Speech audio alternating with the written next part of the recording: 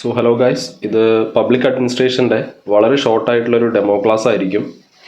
അപ്പോൾ എന്താണ് public administration, അതിൻ്റെ മീനിങ്ങും സ്കോപ്പിലേക്കൊക്കെ പോകുന്നതിന് മുമ്പ് നമുക്ക് ഈ പേപ്പറിനെ നൈസായിട്ടൊന്ന് പരിചയപ്പെടാം. ഇത് 2 പേപ്പേഴ്സാണ്, paper 1 and paper 2. Is carrying 250 marks, 500 marks total. First paper എന്ന് പറയുന്നത് ഒരു അഡ്മിനിസ്ട്രേറ്റീവ് തിയറി പേപ്പറാണ്, 250 മാർക്സിൻ്റെ.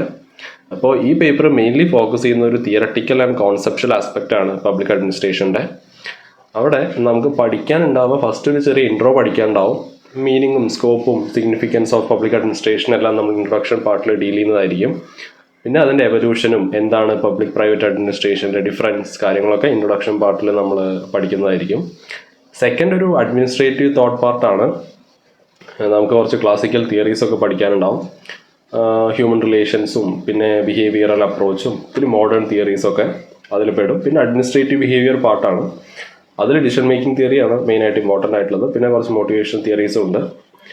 പിന്നെ നമുക്ക് കുറച്ച് ഓർഗനൈസേഷൻസും types of organisations, formal and informal, departments, public operations, boards and commissions, പിന്നെ ഓർഗനൈസേഷൻ്റെ principles, mean hierarchy, unity of command, span of control എന്നുള്ള കുറച്ച് പാർട്ടുണ്ടാവും. പിന്നെ അക്കൗണ്ടബിലിറ്റി ആൻഡ് കൺട്രോളും അഡ്മിനിസ്ട്രേറ്റീവ് ലോസൊക്കെയാണ്.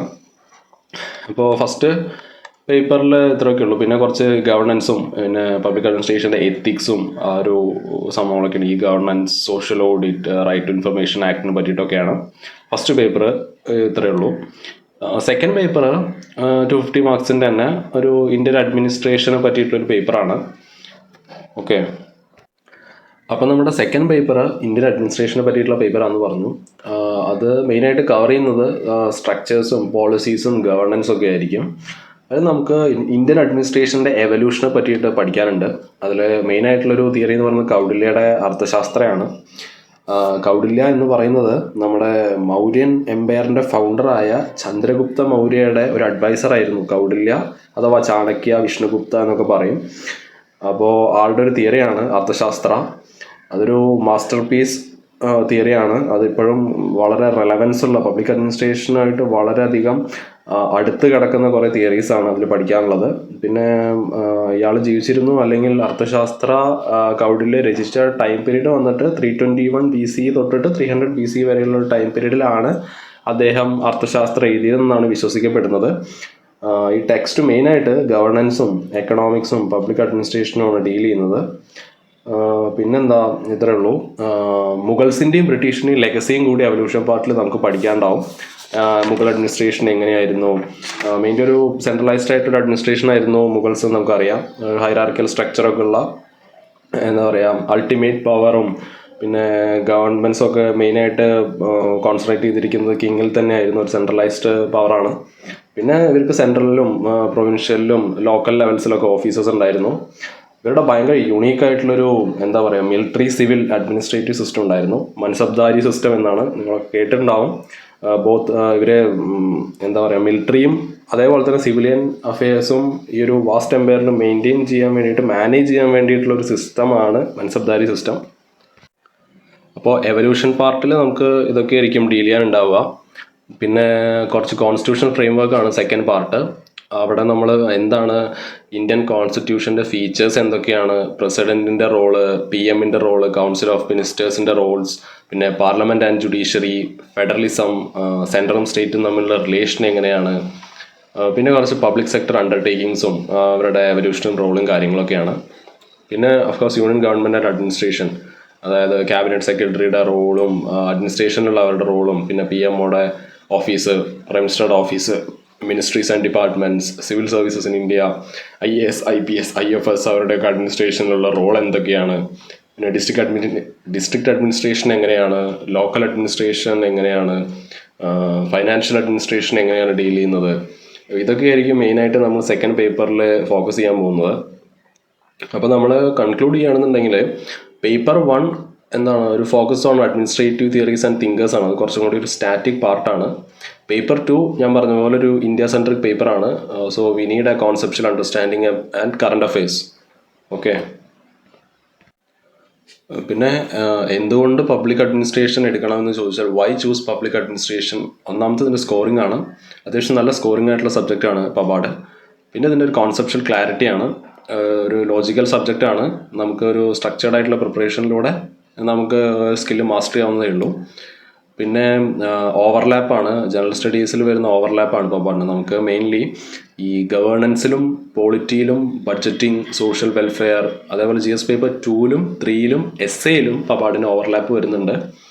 പിന്നെ ഫൈനലി ഒരു പ്രാക്ടിക്കൽ യൂട്ടിലിറ്റി തരുന്നൊരു സബ്ജക്റ്റാണ് പബാഡ് for future bureaucrats. It helps in understanding real-world administration, governance challenges and reforms, and how government works എന്നുള്ളതിനെ പറ്റിയിട്ട് ഉള്ളൊരു ഐഡിയ നമുക്ക് പബാഡ് തരുന്നതായിരിക്കും.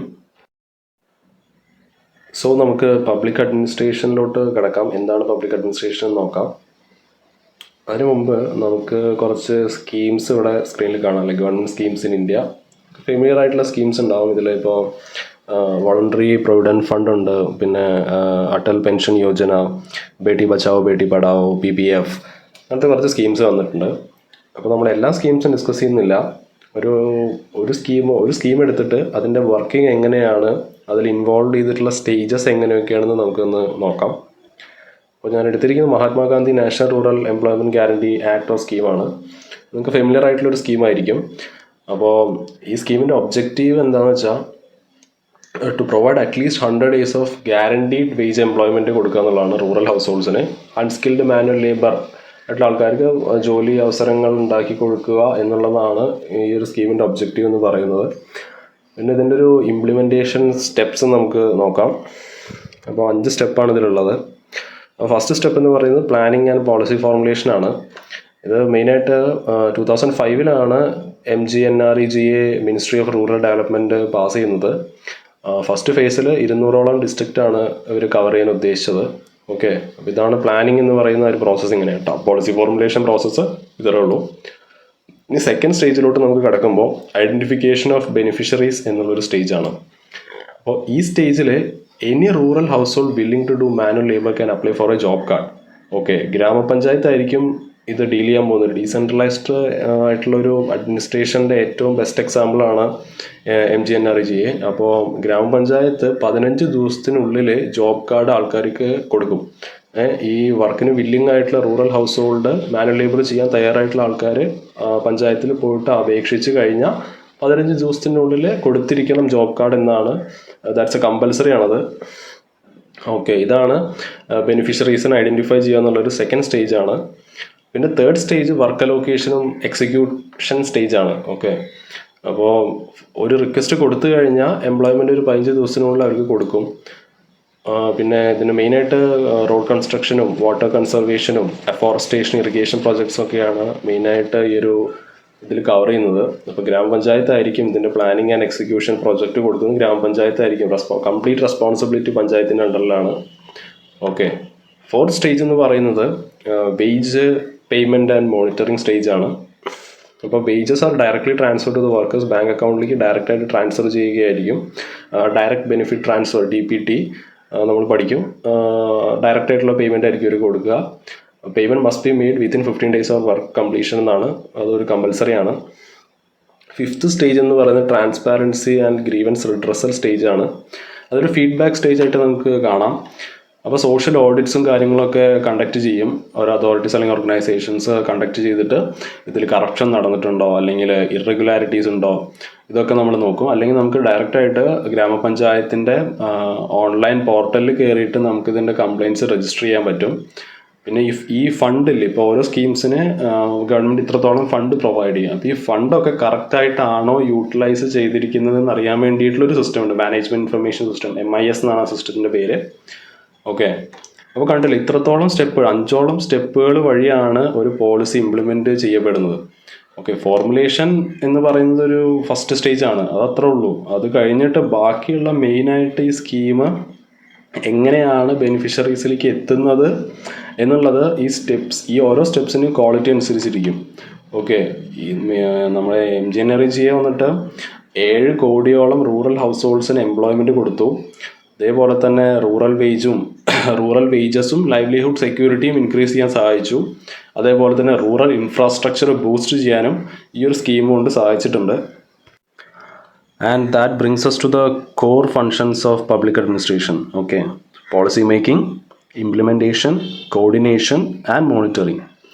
അപ്പോൾ ആദ്യം ഒരു സ്കീംസ് എല്ലാം ഡിസൈൻ ചെയ്യുകയും പിന്നീട് ആ വർക്ക് അലോക്കേഷനും കാര്യങ്ങളൊക്കെ എൻഷുർ ചെയ്ത് വേജസിൻ്റെ കാര്യങ്ങളെല്ലാം ഇംപ്ലിമെൻറ്റേഷൻ സ്റ്റേജിൽ നോക്കി പിന്നെ ഗവൺമെൻറ് ലെവൽ ഡിഫറെൻറ്റ് ഗവൺമെൻറ് ലെവൽസിൽ കോർഡിനേഷൻ ചെയ്ത് പിന്നെ അവസാനം അത് എങ്ങനെയാണ് ആൾക്കാർക്ക് ഉപകാരപ്പെട്ടത് നോക്കാൻ വേണ്ടിയിട്ടുള്ളൊരു മോണിറ്ററിങ് സ്റ്റേജ് കൂടി ഫൈനൽ സ്റ്റേജ് ഇതിലുണ്ട്.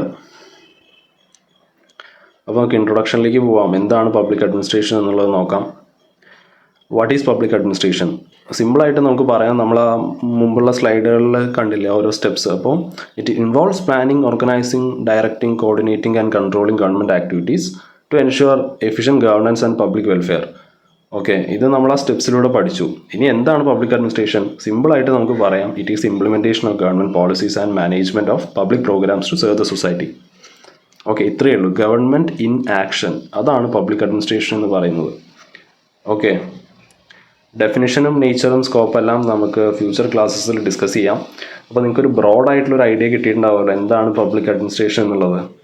അപ്പോൾ ജോയിൻ ചെയ്യാൻ താല്പര്യമുള്ളവർ നമ്മുടെ ജിയോർട്ട് ടീമുമായിട്ട് ബന്ധപ്പെടാം. Okay, by.